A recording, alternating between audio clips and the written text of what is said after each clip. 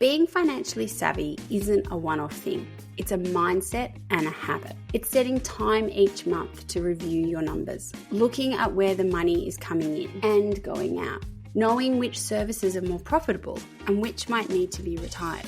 It's also being able to say no. No to underquoting. No to the client who wants the moon for a fixed fee. No to staying stuck in survival mode. Hi everyone, and welcome to this week's Thursday episode of the Design Dialogues podcast. And today we are looking at a topic that some designers I know might stick their head in the sand about, and we're talking about money. It's not about spreadsheets and tax returns. It's about the habits, mindset, and small decisions that set financially savvy designers apart from the rest. Because here's the truth. Being good with money isn't about being stingy or sacrificing creativity. It's about creating a business that sustains you, supports your life, and gives you freedom to do what you love, design. So whether you're solo or leading a small team, if you want to feel more confident financially, stick with me. This is a conversation that could change the way you run your studio.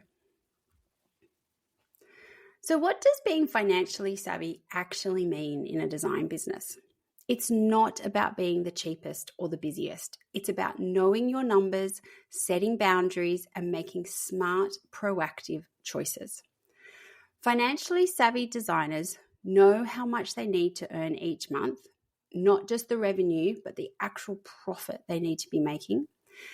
They price their services based on data, not emotion. They understand their margins on products and services, and they say no to projects that don't serve their bigger goals. I worked with a designer recently through a health check who had been charging about $180 an hour for years. Now, that hourly rate for some of you is going to seem very low. For others of you, it's going to seem very high.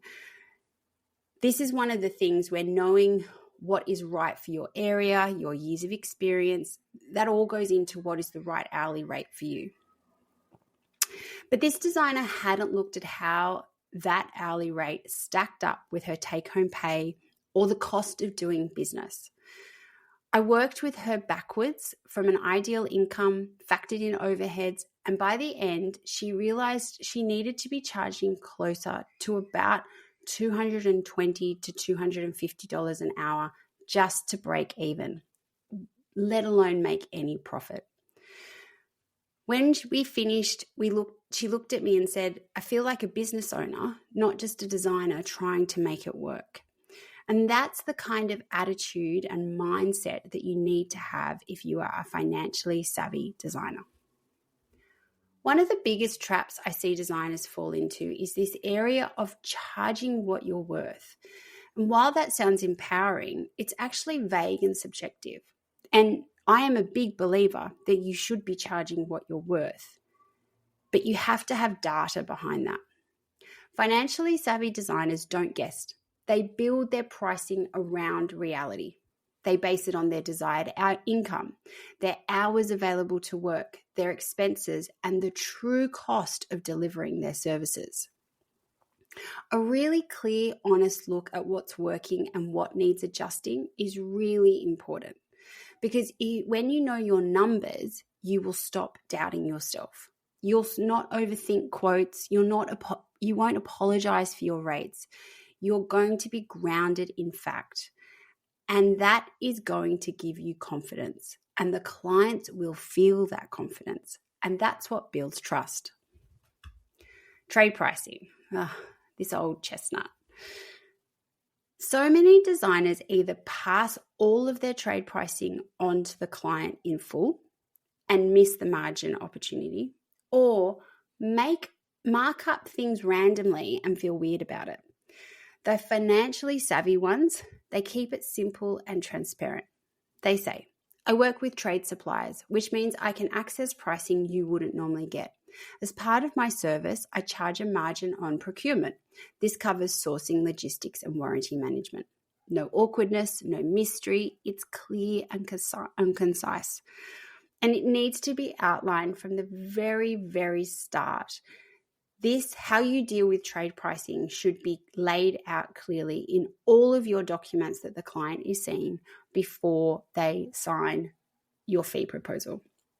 If you're not sure what those documents are, please check out my course, The Process, where I outline exactly the documents you should be using, the templates for them, and how to make sure you are communicating clearly what your trade pricing policy is.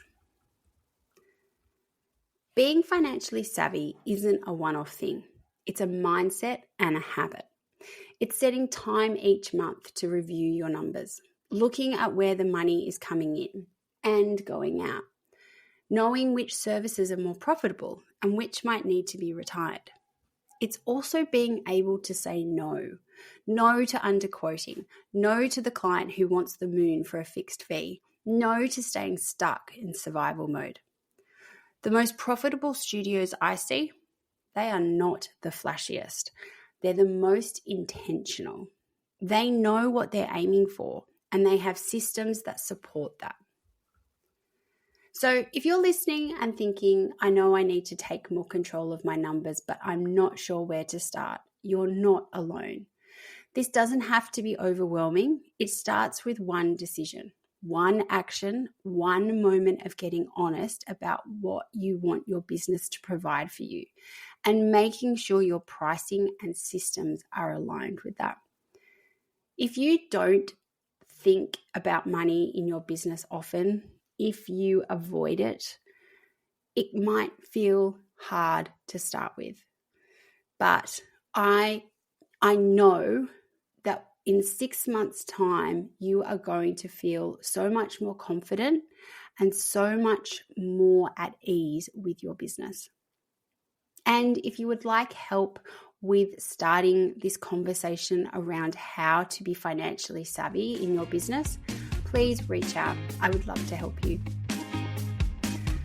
I hope you've enjoyed this episode. Thanks for joining me today. Look forward to our next design dialogue.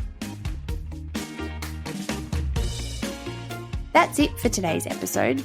I hope this gave you some fresh ideas and motivation to refine how you run your studio. But here's the thing, having the right strategies is one thing, actually implementing them is another. And if you're feeling stuck, overwhelmed, or just unsure where to start, that's exactly what my Systems and Processes Health Check is for. It's a one-on-one deep dive into how your studio runs, pinpointing where things are working, where they're not, and giving you a clear roadmap to streamline your processes. And the thing is, my health check is different from other mentoring out there. We don't just talk, we put together clear, actionable items that I hold you accountable for, because I want to make sure that at the end of the health check, you see a real difference in your business.